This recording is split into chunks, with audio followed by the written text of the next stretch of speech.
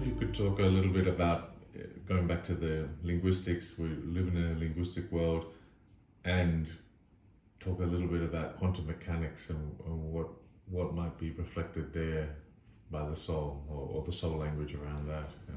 Well, there's first of all, people like Feynman, the great quantum physicist, declared straight up, if you think you know what's going on in quantum mechanics, you don't know quantum mechanics. You know that nobody knows what the hell's going on there. So that's the first thing. When scientists got down to the level of quanta, there was surprise after surprise after surprise. Their expectations were dashed. Their predictions were wrong. They couldn't, and the experiments just outstripped any. It outstripped the ability to language what they were seeing. So they were encountering that they were at such a level. Technology was able to refine matter to such an astonishing degree that it began to show up as behaving weirdly, not behaving in a way that all of their mathematics up to that date could predict. So the very early models of the atom, for example, were of a nucleus being like a sun with planets going around it in circles. That was a very early model based on past models of the solar system and so on, and it just got trashed because they were able to develop finer and finer technical instruments refining matter in essence, to a degree that it began to show up as behaving very, very weirdly. And so the linguistic universe, predicated on predictability, certainty, theory conforming with reality, language corresponding with reality, just fell apart, and they amazingly, with all of that uncertainty, they have continued to exercise the will to power, and they're now within a hair's breadth of creating a quantum computer without knowing what the hell is going on, without knowing the meaning of what the quantum level of reality was showing them. They still went ahead technologically to make machines from it. It's pretty astonishing. It's no different from not knowing anything about fission or fusion and making a bomb. You're letting a genie out of a bottle. And what seems to be happening with these efforts, the technological means to gratify the will to power, is that we're producing a world that can do without us. I don't know how much that's coming home to people, but it's really happening. It's coming home to some, that we're producing a world that doesn't really need us. That's staggering.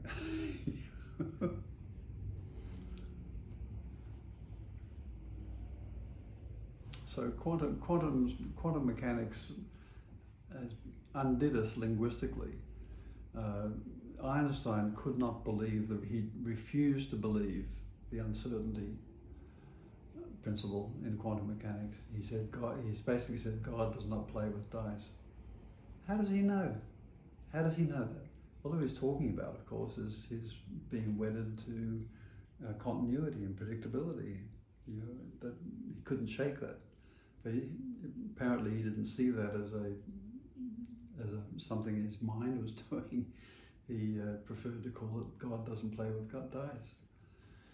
But indeed, God does play with dice, and they had to come up with some way of accounting for the unpredictability of quantum mechanics. So they brought in statistics, probability, and and talked about, instead of atoms going around in a circle, there was a shell of probability around a nucleus.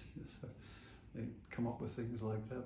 Also entanglement, he wouldn't believe entanglement. Entanglement is where they've managed to make an experiment so refined that if two subatomic particles are in the same state, it's called spin. They're not really spinning around an axis, but it's a mathematical quantity. If they're in the same spin, same parity, but separated by a long distance, if you flip one, a distance that could not be understood in terms of anything they've known, if you change the parity of one, the other one changes simultaneously. Action at a distance, which they had trashed in the 19th century, seemed to be happening, and Einstein wouldn't believe that either. So it's quantum. The quantum level of reality is incredulous, hard to believe. It has the same level of disbelief as believing in the Big Bang as the origin of the universe. You have to stretch credulity so far, as one person put it. If you accept I think it was Terence McKenna, maybe, that if you're ready to believe the big, it was him. Oh yeah, it was if you're ready to believe the Big Bang, that you'll believe anything. That's what we're doing. We're just sort of glossing over the impossibility of it. Mm-hmm. So that's our inability to catch up with what we're discovering through technological means. Mm-hmm. And so it's a real crisis that we're just not fronting up to. We're just getting on with making machines and in so doing, doing ourselves out of a job. Just give us one miracle, and we'll explain the rest. He talked about a lot about. I think that was quite to someone else, but he liked that quote. Terence McKenna did. Yeah. Right. Yeah. A few months ago, you eloquently stated that a good example of entanglement is love. Well, yeah, that's right. That's the last piece to your question about quantum. Quantum mechanics does release soul movement, though. In other words, if you can open the eye of the soul and see how the language of quantum mechanics is reflecting soul life. In other words, everything that quantum mechanics is talking about can be reached through experience, through soul experience, and that's where I was saying entanglement can be explored experientially in an experience of love, and other experiences too. I mean, in depth psychology, entanglements can come in many forms, and they are really real. Borderline psychology is a good example of how entanglement can occur between therapist and client and just drive the therapist almost to madness. It's well known for that, but it hasn't been thought in terms of quantum mechanics, that there's entanglements happening, or various other states of mind can be discovered inwardly, and physics is simply a manifestation of all that technologically. They're discovering the mind in their experiments. Same with cosmological physics, which I wrote an important paper about,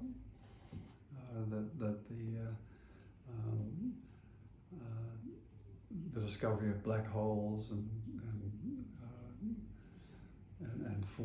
for other dimensions, relativity can be understood and raised to the level of experience if you have the soul's eye on.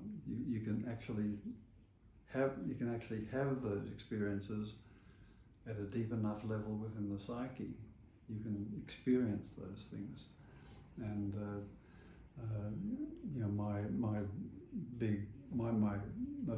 my biggest contribution is talking about the threshold where the phenomenology of black holes really exists, and you can participate in it and get twisted up and torn apart in experience. But you have to have the language. So you have to see the language. In order to make the connection, you have to have the soul experiences, and then reach into the cosmological physics, and there's the language that you've been looking for. That's it. I'm reminded of one of the parts of my dream last night of just being sucked in and spat out, and that sort of... Yeah, it's just we don't take it seriously. That's right. But or the scientists are talking just about those experiences, but they project it out into deep space. And there's, it's a deep space that's never to be seen with the naked eye. Or they're just looking at instruments, making calculations, and that's another universe altogether, which we've forgotten. We've forgotten that the universe of calculation, measurement, and models. That's become a universe, and we've forgotten there's something outside of that. That we're now in. It's now inaccessible to us because we're treating the scientific paradigm as the real universe. But when Brian Cox does a show at the Opera House and shows us these magnificent galaxies from the Webb telescope, he forgetting to tell us these are all computer-generated images. We're looking at art here, but he's talking as if that's what we'll see. No, we're having a good art show. Good on you, Brian. That's a great art show.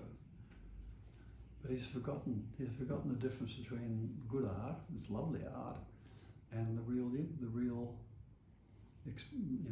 other of being outside of our subjectivity. He hasn't got a clue. I can imagine a scientist pushing back on that. It's like, no, this we're quite right in these calculations, and okay, maybe the color might be different here. We assign this color to this sort of gas, and this. That's the key. What you just said. We assign the color. Yeah. It's not there to be found.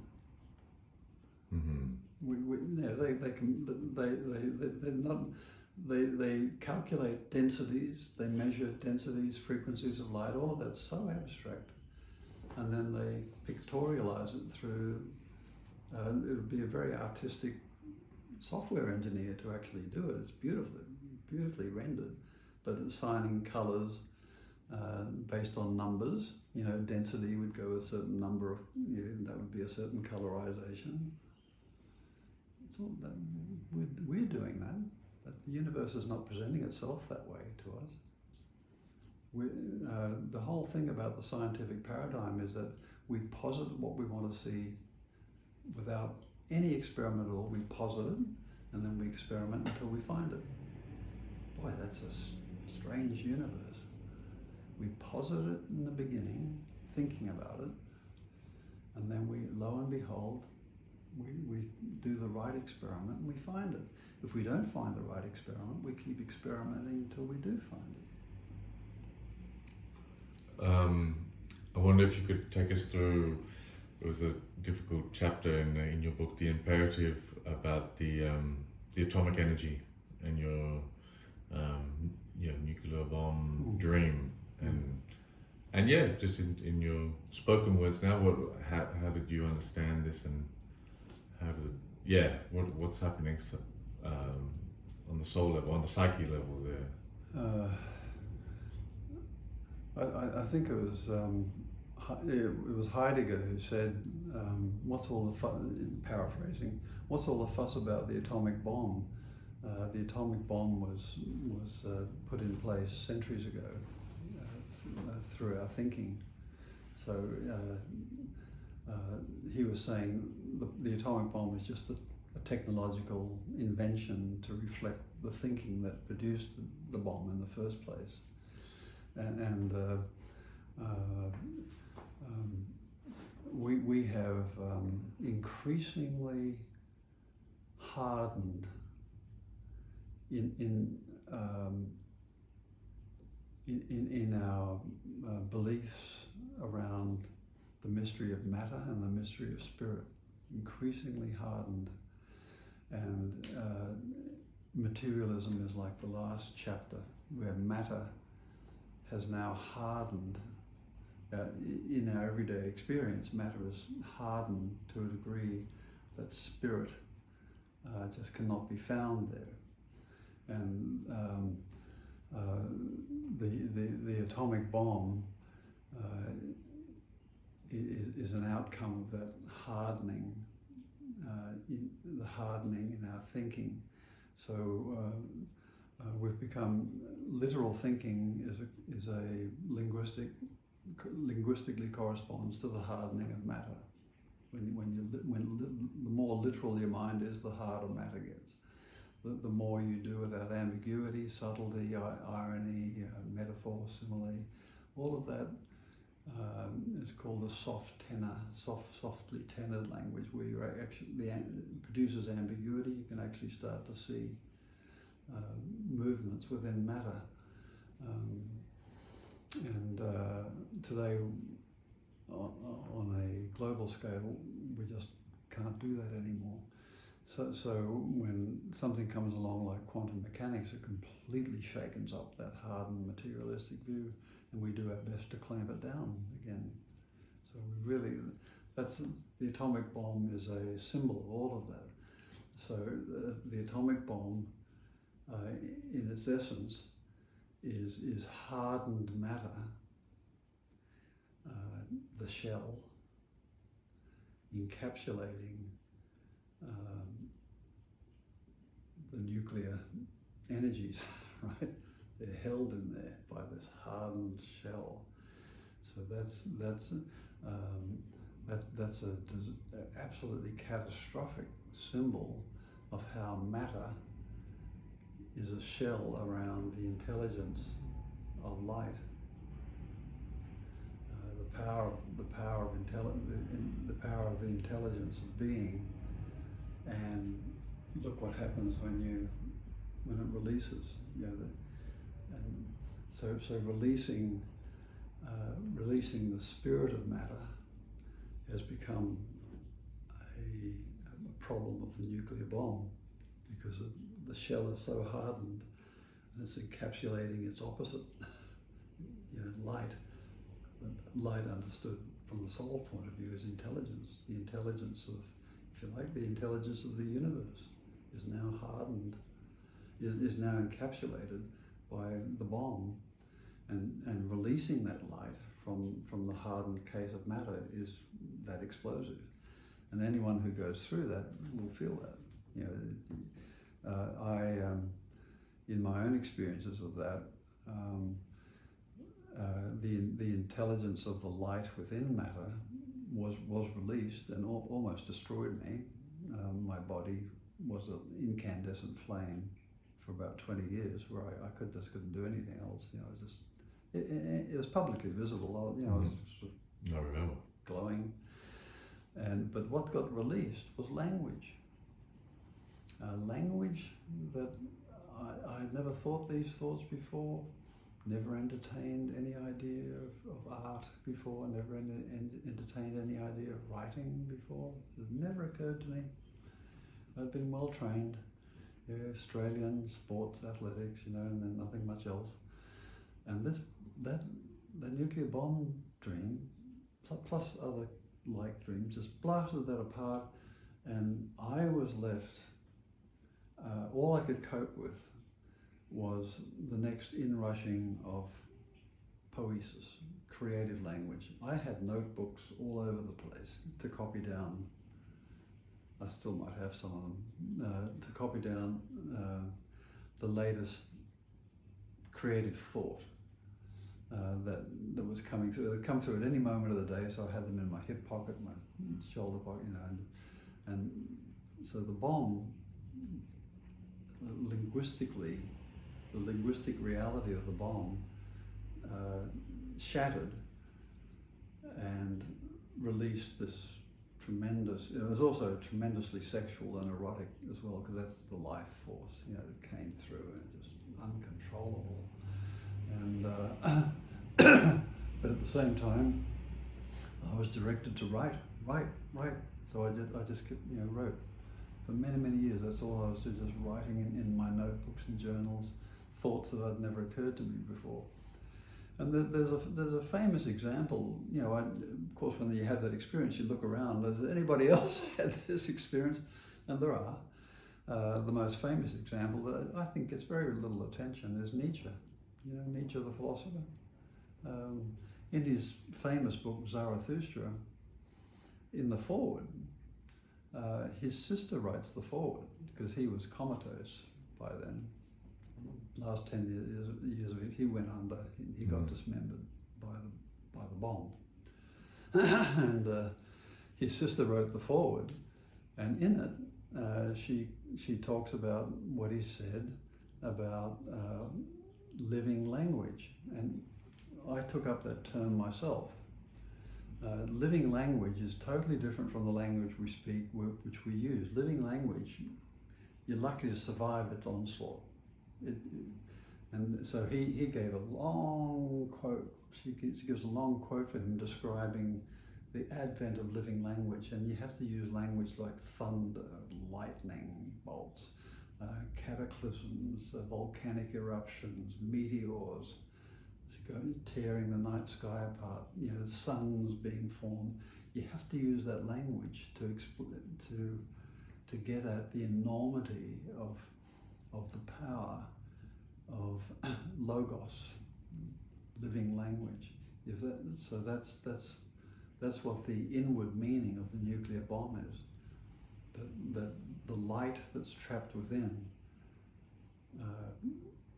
is seeking to get out, now has the character of a nuclear bomb, because the hardened shell of matter is trying to break out of that.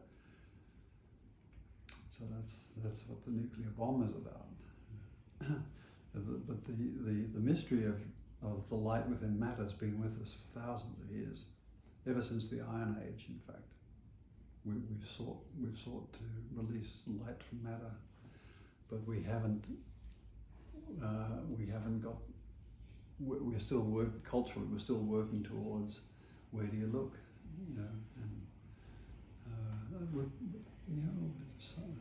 there's some movement towards getting there, but we have to start with the reality of the psyche before you can even think the reality of the matter of the psyche. That's another mystery.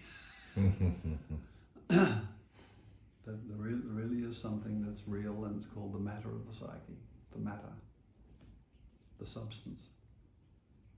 And how to even think that, we're just not there. But that's what's everything hangs on, us getting that. That's why I talk about the matter of the ineluctable body coming alive. You know, it's the same mystery.